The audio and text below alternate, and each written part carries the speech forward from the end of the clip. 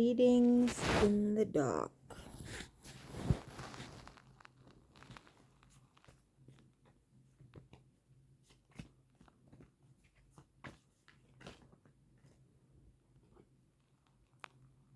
The Tower.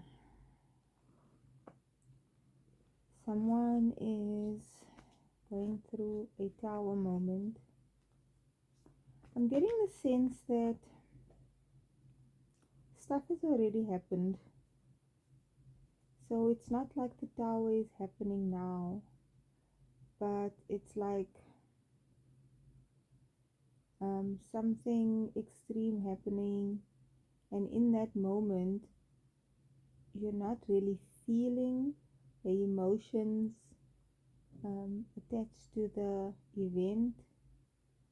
And after it's done, like say there's a natural disaster, a hurricane or an earthquake, after everything is settled and there's all this destruction, but the earthquake is stopped, right? Only then do you feel the devastation emotionally. And I feel like that's what someone is experiencing now. We have the Queen of Cups in reverse. So this has to do with a feminine energy that is, she's unemotional, she's the opposite of loving. She might be hurtful, narcissistic, I'm hearing, or just be treating you badly. I'm hearing hate. That's a really strong word, but that's what I'm hearing. Or she just has animosity towards you. That's a better word to use. Some resentment, anger. So the Tower moment is surrounding this Queen of Cups in reverse. What else?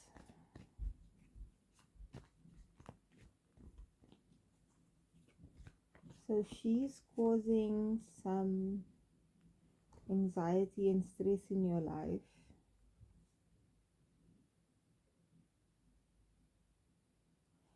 But I think what is important to realize about, we have a 3D experience, but there's always a higher perspective.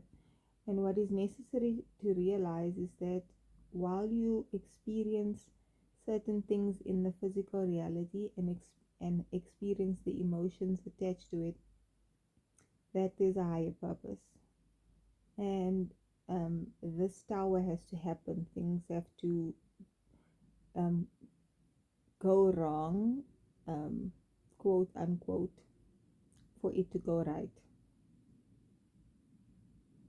Ultimately, your higher self, the universe has orchestrated this because either it's leading to you to where you want, and that's the next card that came out is the Nine of Cups, which is satisfaction, contentment, wishes coming true. So the universe hears what we consciously and subconsciously want, which is ultimately what the universe desires for us. And it will direct us how to get to our Nine of Cups. But if we miss the cues, then it becomes a tower moment, which leads us to where we need to be anyway. The universe wants us to be happy, to have emotional fulfillment, and the higher dimensions don't experience reality as we do. So ultimately, the desired outcome will be reached, and it's just up to us if it's going to be a difficult or easy process, a pleasant or an unpleasant process, painful or blissful process. And either way, you learn regardless, and you still get to your desired outcome. And then we have the Four of Cups. It's not always easy to see um, this gift that the universe is offering you. And sometimes we do see it, but we're so caught up with what we are feeling in that moment, the pain, the whatever, that we don't see that.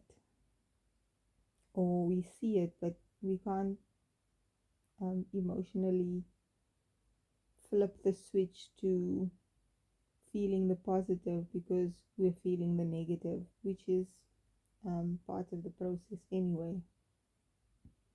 And we have the Knight of Cups.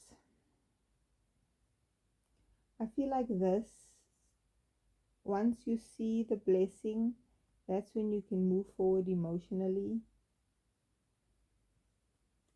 And then we have the Page of Wands.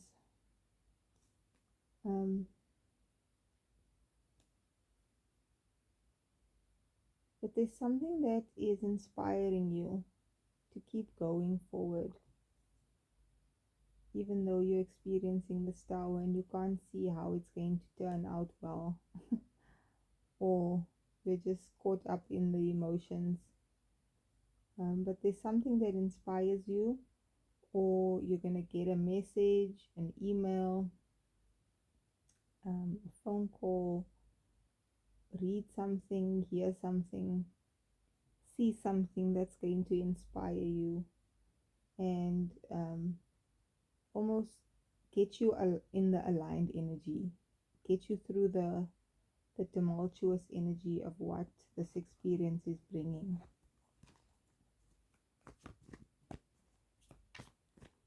What else? A Hierophant. I'm hearing marriage. What about the Hierophant?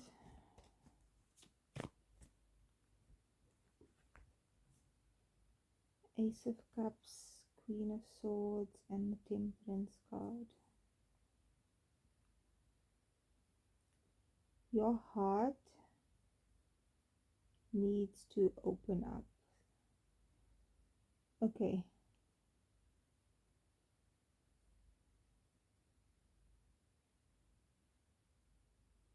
Someone spoke some words to you that might have given you clarity and opened up your heart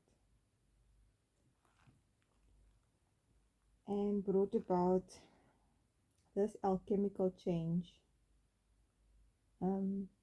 Sort of like something clicked inside of you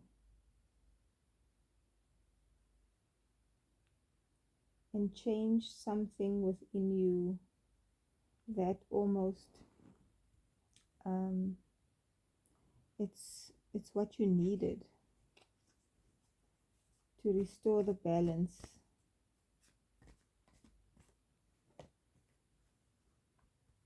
Two of Swords, because there was something that you weren't seeing or were unwilling to see. You weren't willing to see that you could be happy. The sun has a child on a white horse, and it's purity.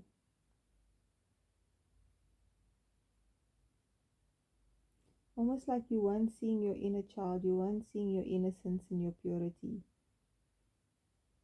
And you just couldn't see happiness. And if you can't see something, you can't enjoy it, you can't go towards it. But now you can. Or you will once the effects of this tower passes. The Eight of Pentacles and the Ten of Swords.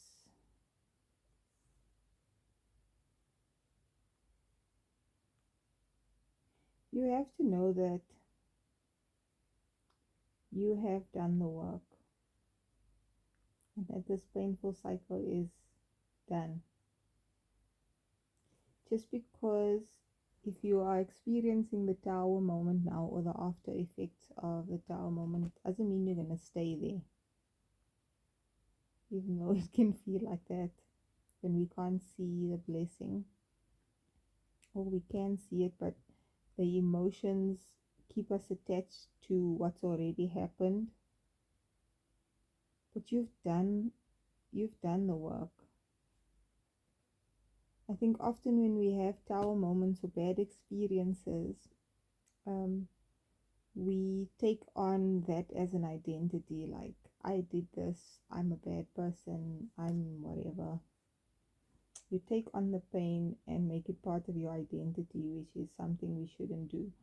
It is an experience for a purpose. It is outside of you, it's not you, but it's done. And then at the bottom of the deck, we have the star.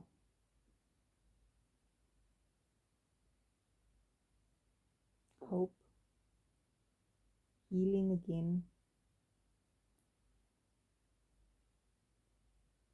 wishes coming through, which is just alignment. It is you being aligned, even when it seems like you've done wrong, this is all wrong. You are aligned. And so the manifestation of this happiness and this wish fulfillment has to come. And it is coming. It's already there. When you've worked through the emotions, you'll see it.